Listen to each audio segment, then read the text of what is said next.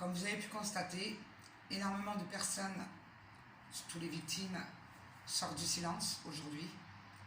Aujourd'hui, j'ai décidé de le faire pour moi, pour mes enfants. Donc à travers cette vidéo, je vais vous raconter 3 faits pendant ma vie de femme, quelques faits pendant ma séparation, ce que j'ai dû subir, que je subis encore, et mes objectifs.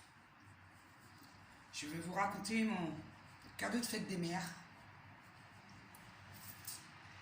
La veille de la fête des mères, on était invité chez une collègue à moi à Chalonnes. Donc j'ai déposé mes enfants chez ma mère, vu que le lendemain on allait manger chez elle pour la fête des mères. Nous sommes arrivés chez le couple d'amis. Les mecs ont parlé bécane, moi avec l'ami on discutait des trucs de nana. Les mecs buvaient jusqu'au moment où un de leurs amis est arrivé. Cet ami était routier, on ne le connaissait pas. Il était rentré plus tôt et venait de découvrir que sa femme couchait avec son voisin, ce qui nous regardait en rien. Donc nous avons décidé de partir.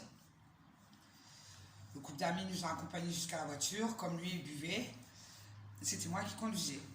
Nous sommes partis de Chalonnes jusqu'à Saint-Georges-sur-Loire, tout s'est bien passé. Et là, du pourquoi, du comment, il a encore piqué une crise. Et là, j'ai commencé à prendre des coups de poing dans la tête, des bons coups de botte, des coups qui pétaient les coups sur le tableau de bord, jusqu'au moment où il m'a pris par la gorge, en train d'essayer de m'étrangler. Donc, j'ai pas eu le choix de me mettre sur le côté, sur la commune de Saint-Jean-Lumière. Il m'a défoncé à coups de botte, coups de boule, coups de savate. Je me voyais mourir. Ce jour-là, il me prenait à la gorge. Des voitures ont klaxonné, mais aucune s'est arrêtée. J'ai même vu un jeune fermer son propre volet. Je ne lui demandais pas d'intervenir. Il aurait pu au moins appeler la gendarmerie. Il n'a rien fait de tout ça. Au bout d'un moment, la crise s'est calmée. Il a dit, monte dans la voiture, on va se tuer. Donc je ne voulais pas monter dans la voiture. Donc j'ai repris encore des coups de savate. Après, nous sommes partis. Une fois que la crise était calmée, arrivé en bas de chez nous, il a dit, je vais faire un tour. Lorsque je suis montée, j'ai pu m'apercevoir que j'avais encore des côtes fracturées. La marque d'étranglement dans le cou, où on pouvait prendre ses empreintes. Des cocards, des hématomes énormes. J'arrivais même plus à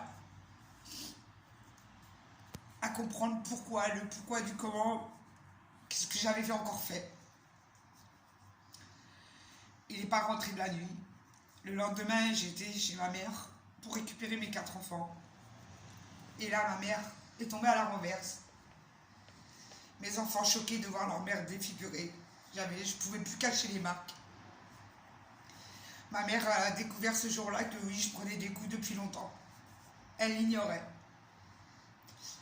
Lui a appelé chez ma mère en pleurs, en me suppliant, je t'aime ma femme, je ne veux pas te perdre, pardon, pardon. Je suis encore repartie vers lui, malgré que ma mère a me supplié de ne pas y retourner. Il se mettait à genoux, il pleurait. Et je trouvais encore des excuses, que c'était pour l'alcool. 3-4 jours après, il faisait comme si rien n'était. C'était normal pour lui. Je vois.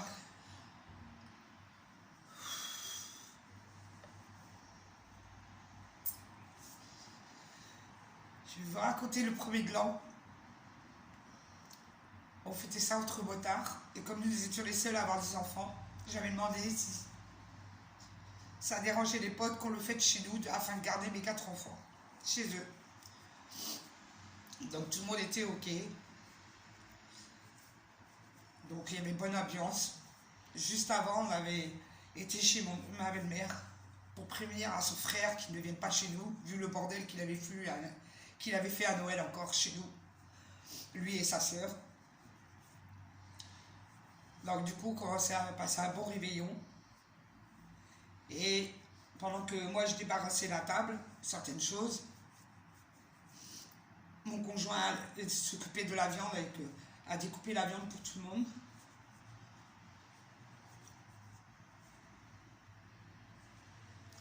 Ça a sonné.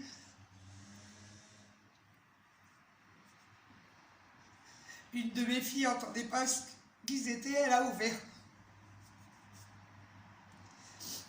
Et c'était encore son frère. Cette pourriture.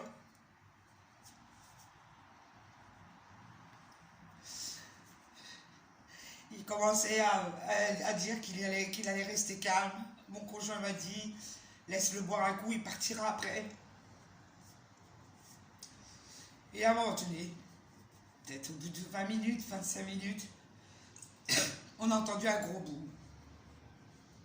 Et des hurlements. C'était ma fille aînée. Et là, tout a été très vite. Ma fille s'est réfugiée dans ma chambre sur mon lit. J'oublierai jamais ce regard terrifié de cette môme, de mon bébé. Et tout a été très vite.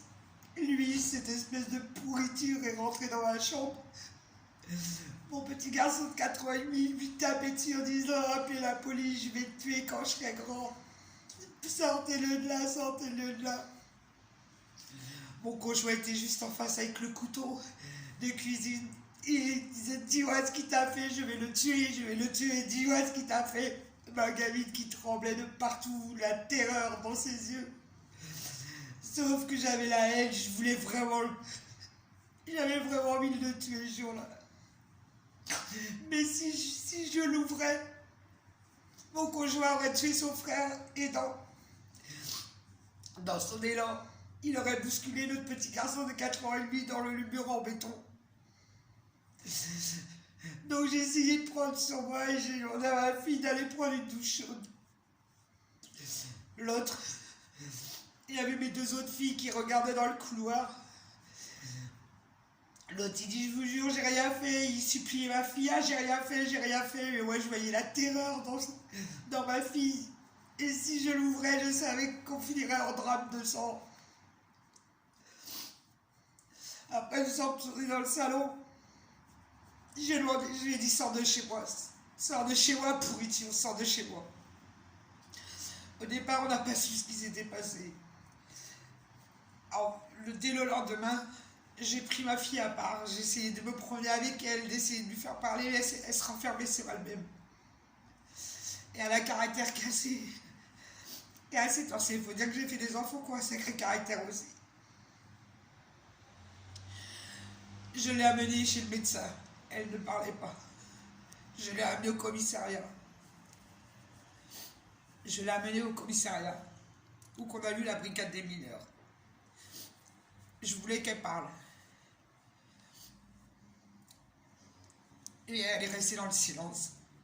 L'inspectrice m'a pris par le bras avant de partir et m'a dit « Je sais que vous dites la vérité, je sais qu'il s'est passé quelque chose. » Et du monde avait vu ce qui s'était passé. Cet individu, cette pourriture. Mais imaginez même pas ce qu'une mère peut ressentir. Depuis ce jour-là, j'ai cette scène dans la tête qui passe en replay. Encore, il y aurait eu justice de fait. Il n'y a jamais eu justice. Il continue à nous pourrir la vie. De toute façon, je pense que ça soit le frère, mon conjoint et sa sœur. Je pense qu'ils avaient énormément de choses à régler avec leur passé. Aujourd'hui, j'en sortirai plus fort de tout ça. Parce que je baisserai pas les bras. Alors les larmes Pour certains, c'est des faiblesses. Non, c'est les nerfs qui craquent. C'est le subis, c'est d'être sali, de vous dénigrer jusqu'à devant, de se servir de mes enfants comme petits soldats pour se mettre contre leur mère. Vous raconter l'anniversaire de ma fille, ma deuxième fille. Chez moi, j'avais fait un apéro dînatoire avec des tapas espagnols. Je préparais dans la cuisine et à un moment donné, j'ai ramené des plats. Et la petite sœur de mon conjoint me dit oui, j'aime pas comment que ton fils il parle à ma mère. J'ai dit écoute, je suis occupée, il y a son père à côté.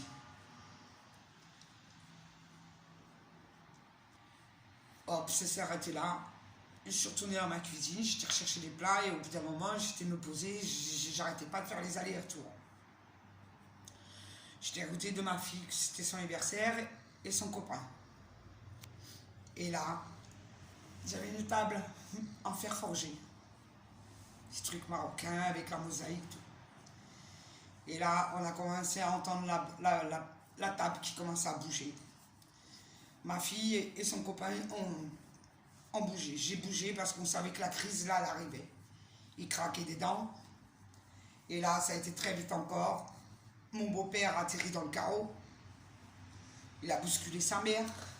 Et il voulait absolument me tuer. Ma fille aînée enceinte de mon petit-fils.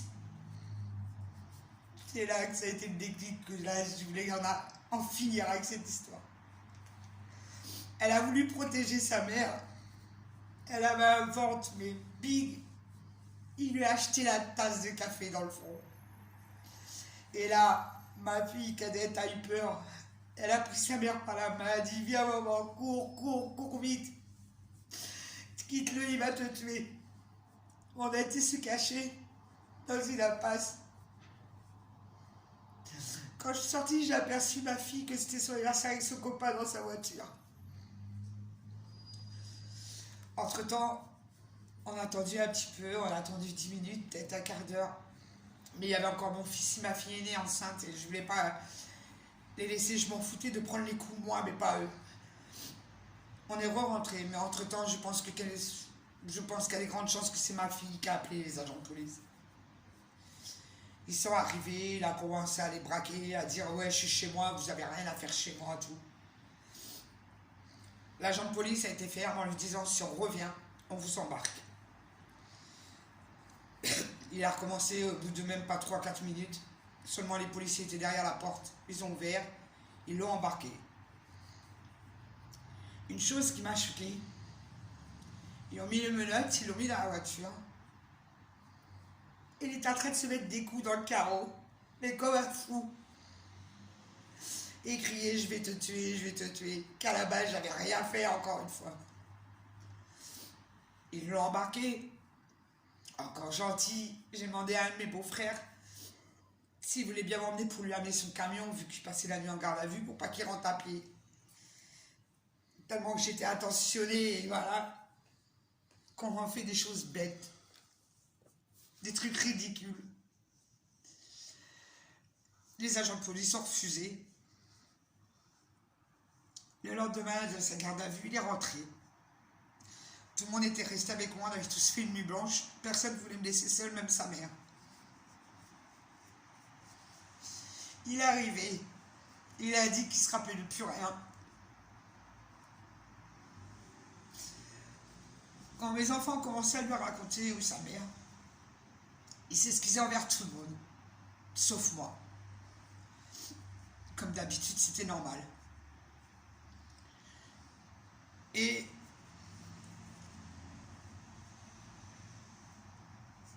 peut-être 10 minutes après, une fois qu'il avait bu son café, il a raconté que quand il est parti, quand ils l'ont emmené au CHU.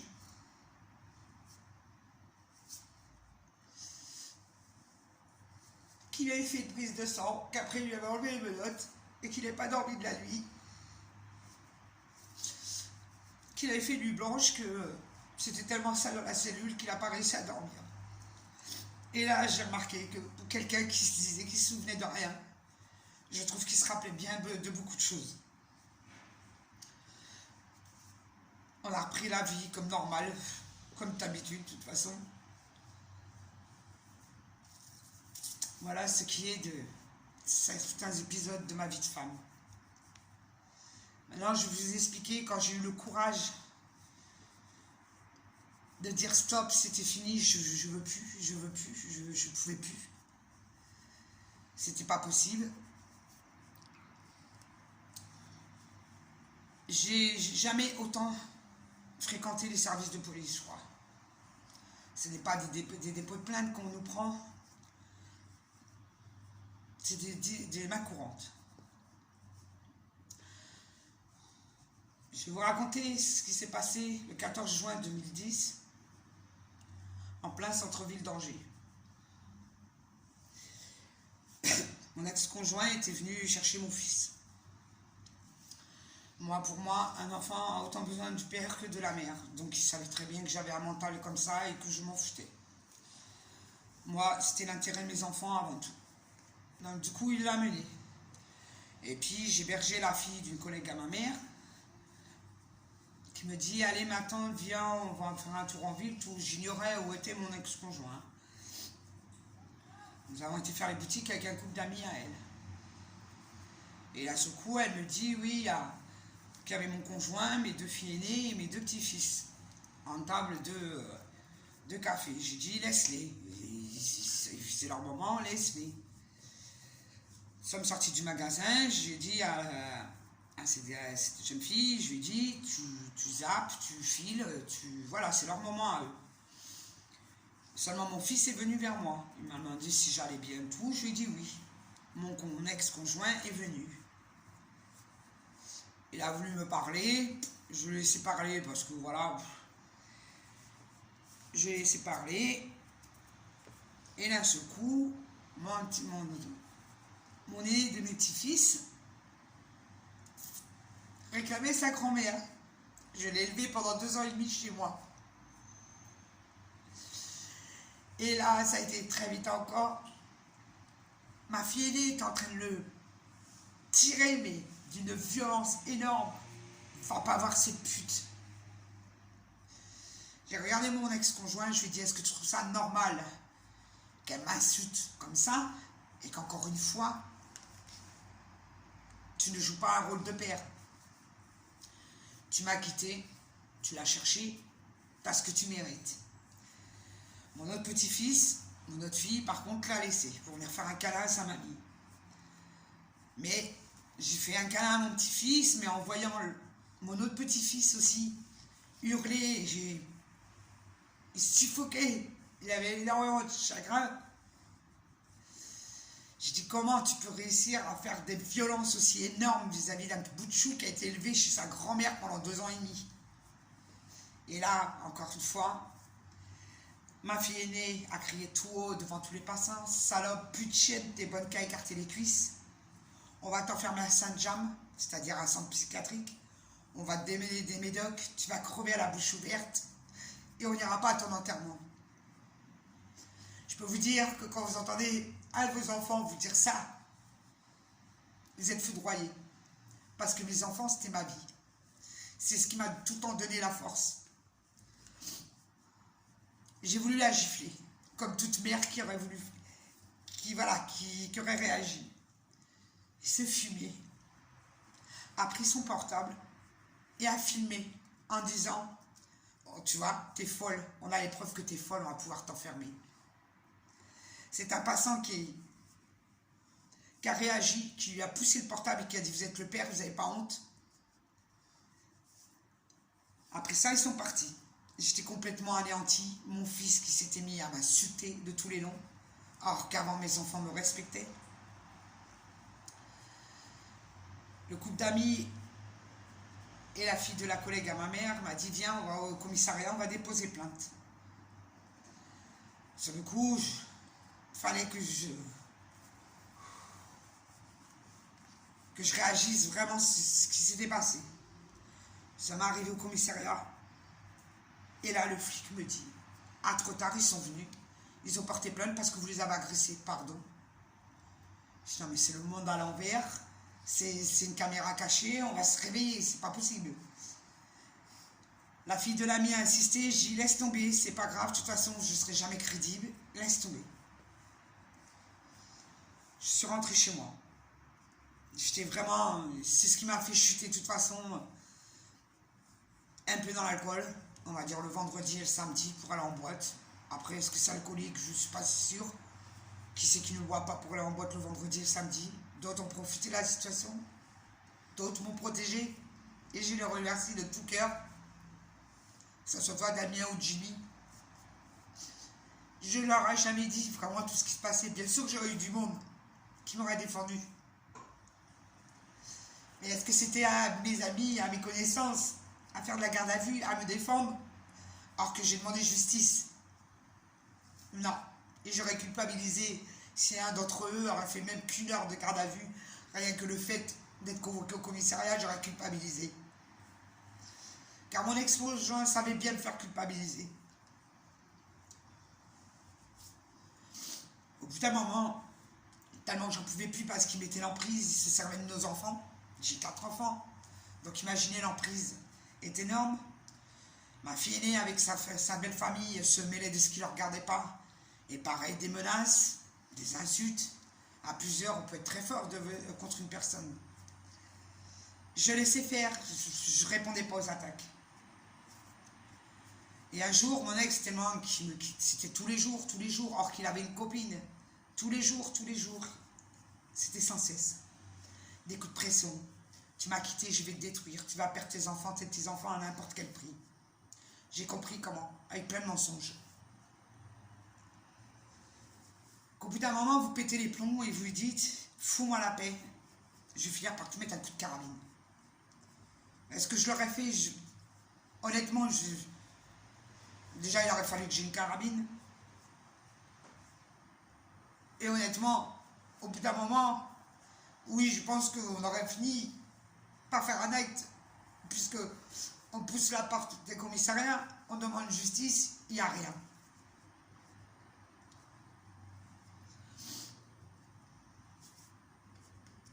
Je ne savais pas qu'il l'avait gardé, ce texte-là.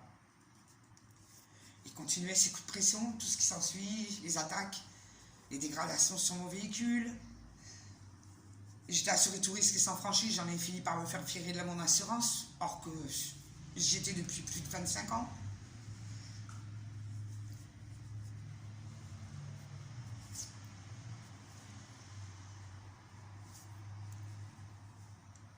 Et un jour, au bout de 10 mois, il s'en est servi de ce texto.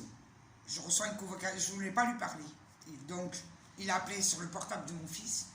Mon fils pétait les plombs sur moi, en disant « Oui, c'est pas mes histoires, décroche-lui ».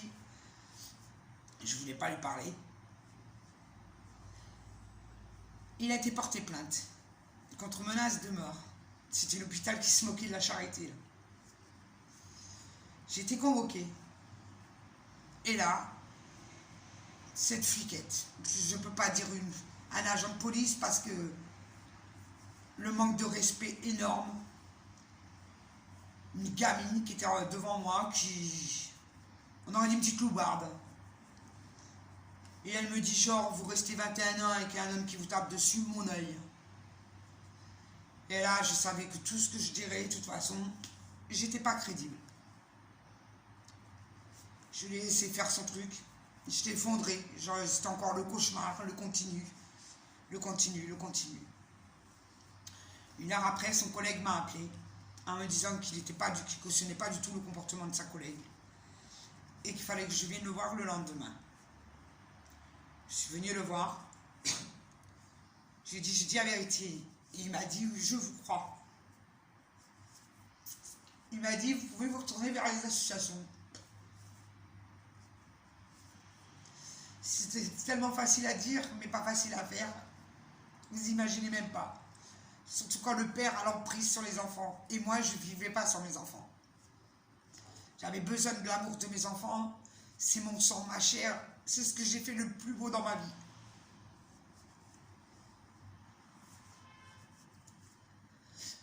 Suite à ça, cette plainte, je suis passée au tribunal. La fille d'une copine m'a dit, viens, je t'accompagne ma tante.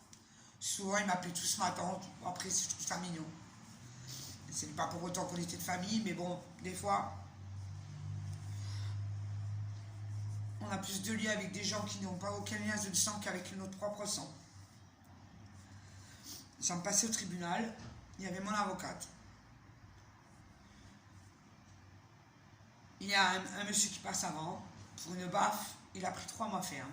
Quand il a entendu les faits, il est sorti de la salle. Il était très mal. Je pense qu'il commençait à cogiter, on se dit « Wow, j'ai fait exprès de porter plainte pour lui pourrir la vie, mais ça peut se retourner contre moi. » Je pense qu'il a dû se dire ça dans la tête. Le deuxième cas, c'était un homme qui avait mis un coup de poing à son épouse, pareil, et qui a pris 5 mois ferme. Et nous voilà à nous. Donc il rentre dans la salle. Il explique que j'avais envoyé ce message. Le juge, mon avocate parle et d'un seul coup le juge regarde mon ex-conjoint lui disant « Vous n'avez pas demandé de dommages-intérêts » et là je crois que le déclic, le mec qui n'a pas acheté en 21 ans même pas un seul meuble, même pas une seule fringue pour ses enfants, il aurait fallu que je lui donne des sous, or que j'ai subi pendant 21 ans, plus après. Et là, je me suis mis à craquer, Et tout ce que j'avais sur le cœur, je l'ai sorti. Mon avocate m'a dit, le procureur, le juge, écoutez tout. Et là, le juge m'a regardé et m'a dit, est-ce que vous voulez porter plainte pour les violences conjugales? J'ai dit oui. Et là, ça a été très vite encore. Et là, il a prouvé la vraie face de cet homme. Où il a pété les plombs, il a dit devant tout le monde dans le tribunal, devant gendarmes, policiers, juges, procureurs, avocats, public, je vais te tuer. Ils sont mis devant lui, il y en a qui sont mis devant moi pour me protéger. Ils l'ont fait sortir en premier. Ils m'ont demandé d'attendre, on est sorti. Vous doutez bien qu'en le laissant sortir, le laissant en liberté, juge, procureur, policier, vous avez mis ma vie en danger. En sortant, mais forcément il avait été chercher sa voiture, il était devant l'entrée. La fille de la copine était terrifiée. Elle était terrifiée et le regard qu'il avait, je le connaissais. Alors j'ai calculé dans ma tête, il y avait des inspecteurs de la BAC en civil, enfin des inspecteurs en civil, qui était à côté. Donc je me suis dit, il ne va pas faire le fou, il ne va pas faire demi-tour, or qu'il n'a pas le droit, pour me foncer dessus. Alors j'ai dit à la fille et à la copine, il y avait le jardin du Mail, c'est un jardin public. Et là, il n'aurait pas pu passer avec la voiture. J'ai dit, écoute, on va coûter jusqu'à 3 et on va courir. On va traverser le jardin du Mail et on va prendre n'importe quel bus parce que ma voiture était en panne. Du moins, j'avais eu les 4 pneus crevés. Donc, je me doutais bien de qui c'était. Donc, du coup, le temps qu'elle soit au garage, forcément, ce jour-là, il a fallu que j'aille à pied. Du moins en bus. Et nous sommes enfuis comme ça. Dès le lendemain, il recommençait. L'emprise, les menaces, alors qu'il avait une copine. Et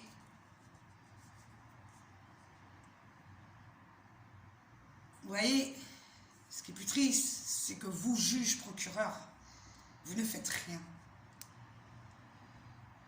Quand plusieurs individus sont sur une personne, on dit que c'est violence organisée.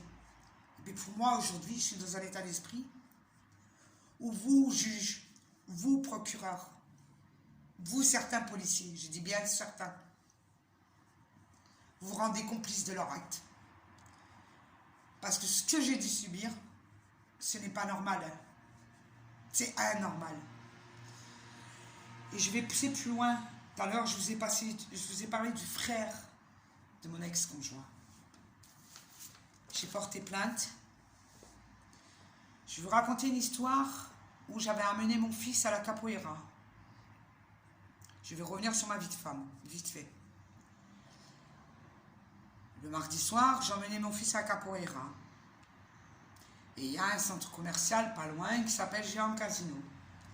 Donc du coup, il y a 2 de mes filles qui étaient avec moi.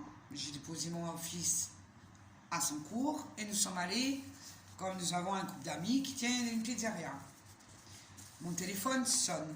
Mon conjoint qui m'appelle, qui commence à m'agresser. Oui, et j'ai entendu juste frère. Je suis à la capoeira, je suis avec mes filles, je dis rien. Et il commence à m'agresser, me menacer et tout. J'ai raccroché au nez. 10 minutes après, ma belle-mère m'appelle. Elle était enfermée dans sa voiture avec mon beau-père, dans une rue parallèle à la mienne, en me disant « Rentre pas chez toi tout de suite ». Il est en train de péter les plombs, il fout le bordel partout. Et là, je crois que c'est moi qui dois fuir chez moi. Hop, on va chercher mon fils à la capoeira. Et sur le trajet du retour, j'avais décidé de rentrer, je suis chez moi. C'est la maison de mes parents. Ma fille cadette, âgée de 14 ans, reçoit des menaces de mort de son oncle. Et là, je crois que j'ai vu rouge. J'ai été emmener mes enfants au commissariat central ce jour-là. Et je vous jure que j'avais vraiment décidé dans ma tête d'en finir. Et je ressassais aussi ce qu'il avait fait, ce premier blanc à ma fille, à mon bébé. Heureusement, je suis tombée sur une super équipe qui ont vu dans quel état d'esprit que j'étais. Et qui m'a dit, restez là, et essayez de me calmer. L'autre narguait par le portable de ma fille, j'ignore comment il avait eu le numéro. Je pense qu'il l'avait piqué sur le portable d'une de ses filles. Et il narguait, et vous les flics, je vous encule, et tout le reste. Les flics, les agents de police m'ont dit, restez avec nous, vous êtes en protection ici. Je dis non, il y a encore ma fille aînée, et après ce qu'il lui a fait au premier blanc, non, c'est pas possible. Donc ils ont envoyé une patrouille, j'ai appelé ma fille qui était avec ses potes dans un quartier de la Roseraie, d'Angers. Ils l'ont ramenée au commissariat. Et l'autre, il continuait. Je suis là, je vous demande simplement de garder mes bébés. Il ne finira jamais, je veux le tuer.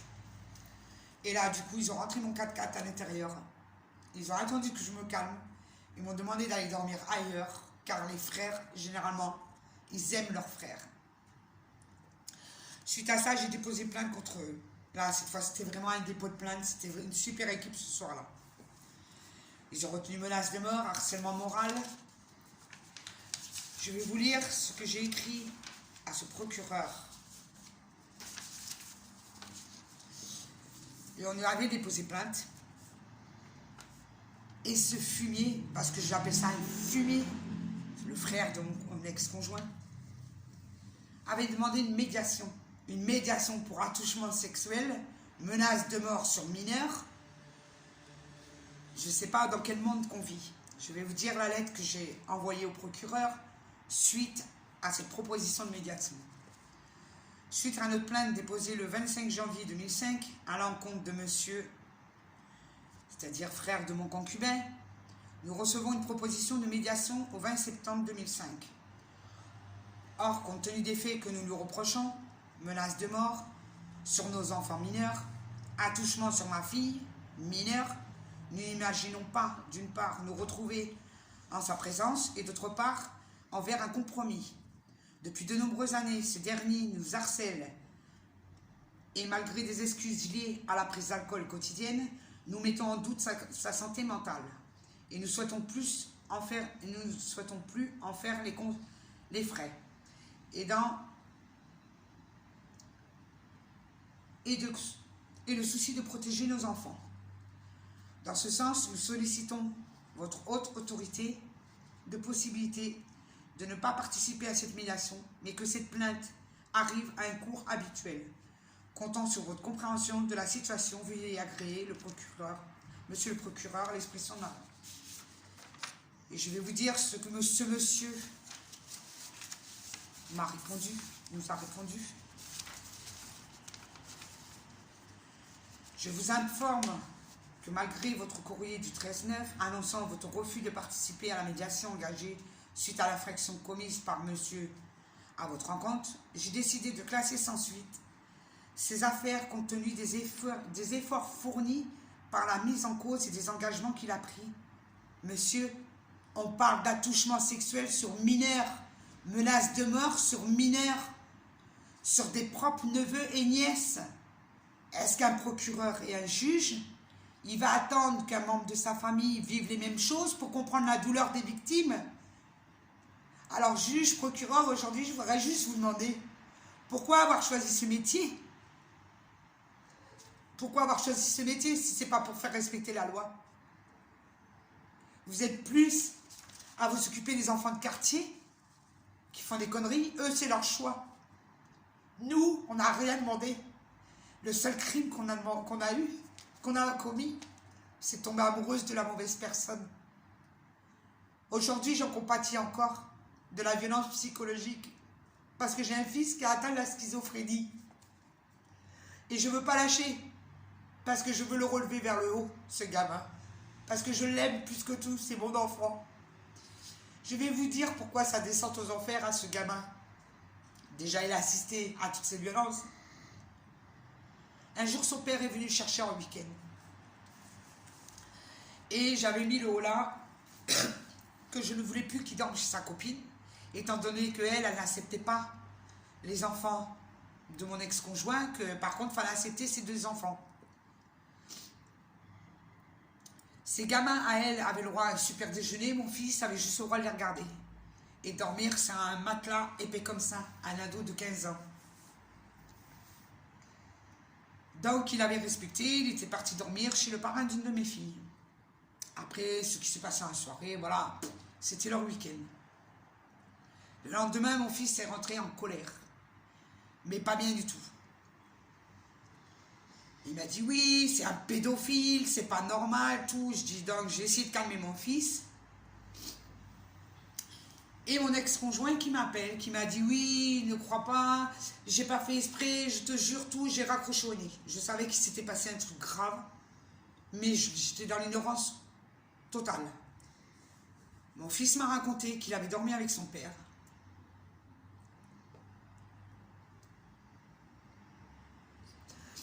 Qu'en pleine nuit, son père s'est frotté avec son sexe contre lui.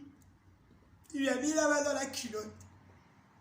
Et que ce môme a eu du mal à pousser le père. Le lendemain, mon fils a fini sa nuit sur le canapé. Le lendemain, mon fils a dit à son père ce qu'il lui avait fait. Ce dernier lui a rajouté une double violence en lui disant « Tu vas pas faire ta chuchote, c'est rien. C'est que du touche-pipi, j'ai pas fait exprès, je croyais que c'était ta mère. » Je sais que mon fils ne ment pas. J'ai dormi 21 ans avec cet homme-là. Je sais très bien comment il procède, même dans son sommeil. Ce dernier, comme je ne le croyais pas, ce qui était tout à fait normal, il y avait eu trop de choses qui prouvaient le contraire, il a été pleuré, mais pleuré chez ma fille aînée en se faisant passer pour une victime. En disant oui, j'ai pas fait exprès, mais aucune a réagi.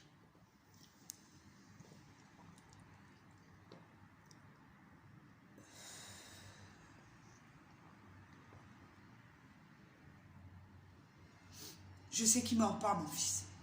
Je sais que c'est la vérité et je l'expliquerai dans mes livres. Aujourd'hui, mes objectifs, j'ai au moins une dizaine de livres à écrire. Je suis dyslexique. Mon ami écrivain Agnès s'est proposé de m'aider pour 2 livres et je l'en remercie énormément. Je fais appel à l'être humain. L'être humain n'a pas de couleur. L'être humain a un mental, ce qui nous différencie chacun de nous. Je fais appel pas aux footballeurs, ni aux journalistes, ni aux salariés, ni juges, ni qui que ce soit. Je fais appel à l'être humain, aux pères, aux mères, aux oncles, aux tantes, aux grands-mères, aux grands-pères, à une maison d'édition. Si vous voyez votre côté humain et non pas votre côté financier, je suis prêt à reprendre des kilos par le stress. Le poids, c'est rien, on peut le perdre. Qu'on m'aide à écrire ces livres. Mon objectif, c'est de créer une association qui s'appellera Le Droit d'être heureux. Cet argent, je n'en veux pas. Cet argent, elle servira une partie à financer des mobil-hommes pour mettre en sécurité ces femmes, ces enfants. Pourquoi des mobil-hommes? Tout simplement, en premier lieu, nous pourrons faire croire à ces enfants, pour que ce soit moins violent, de leur faire croire qu'ils partent en vacances avec leur maman. Et nous, entre-temps, on pourra remettre d'aplomb leur maman, de la relever, parce qu'à partir du moment qu'une maman n'est pas bien psychologiquement, les enfants le ressentent. La deuxième partie sera pour ces petites victimes, ces enfants qui ont perdu leur maman, qui n'a pas pu être sauvés. Généralement, ce sont des femmes qui ont 3 à 4 enfants. Malheureusement, dans leur malheur, souvent, les familles ne peuvent pas les récupérer, ils sont trop nombreux. La grâce les prend, les met en différentes familles d'accueil et les sépare violemment. C'est pas possible de continuer comme ça, cette violence, elle est trop. Donc, avec cette association que je veux créer, nous les laisserons sur le même toit. Nous embaucherons une personne la journée, une la nuit, mais au moins les frères et sœurs seront toujours soudés et non séparés. La troisième partie, elle sera pour la maladie de mon fils. Je vis dans le Pays Basque depuis 8 ans. Il manque de moyens en rapport à ça. Et on peut l'entendre, bien sûr qu'on peut l'entendre. Mais on peut donner de notre personne. Et si je ne fais pas les choses maintenant, qui s'occupera de mon enfant quand je serai morte? Personne. Et mon but, c'est de le relever. Mais d'aider aussi tous ces jeunes ados, ces petites victimes, s'en sortir. Parce qu'ils se droguent. Parce que c'est tellement lourd, ces choses, pour eux, qu'ils ont choisi la drogue pour s'apaiser. Ils demandent qu'à ça qu'on s'occupe d'eux. Ils ont besoin qu'on les occupe. Ils ont besoin d'amour. Ils ont besoin de leur faire prendre confiance en eux. Alors, une partie de mes livres sera consacrée à faire comme un petit village, 10 chalets, 10 mobil-hommes, ou 10 mobil-hommes, où il y aura des éducateurs spécialisés, où il y aura un fermier, où on pourra leur faire planter des légumes, leur faire connaître des artisans, leur faire découvrir des métiers. En fait, c'est bon, il leur faut de l'amour, mais il faut qu'on les occupe tout le temps. Tout le temps, la journée, la journée, la journée. Et là, pour moi, aujourd'hui, je vais me battre pour ça. Alors, si une maison d'édition est prête à voir leur côté humain, leur côté cœur, et non pas leur côté financier, je suis prête à bosser n'importe comment. Jour, nuit, je m'en fous. Mais je veux créer cette association parce que j'y crois. J'y crois énormément. Et si j'y crois, c'est tout simplement parce que c'est mon vécu. Aujourd'hui, j'ai un ami qui travaille en psychiatrie qui m'a écrit, et je trouve que c'est bien. A-t-on le droit d'être respecté, d'être protégé, d'être aimé? Bien sûr que oui. Oser mettre des mots sur les non-dits pour construire son devenir, son récit, son histoire. On peut y arriver. Pour le viol, pour l'inceste, pour les attouchements, pour les infanticides, pour les féminicides, pour les homicides, c'est inacceptable.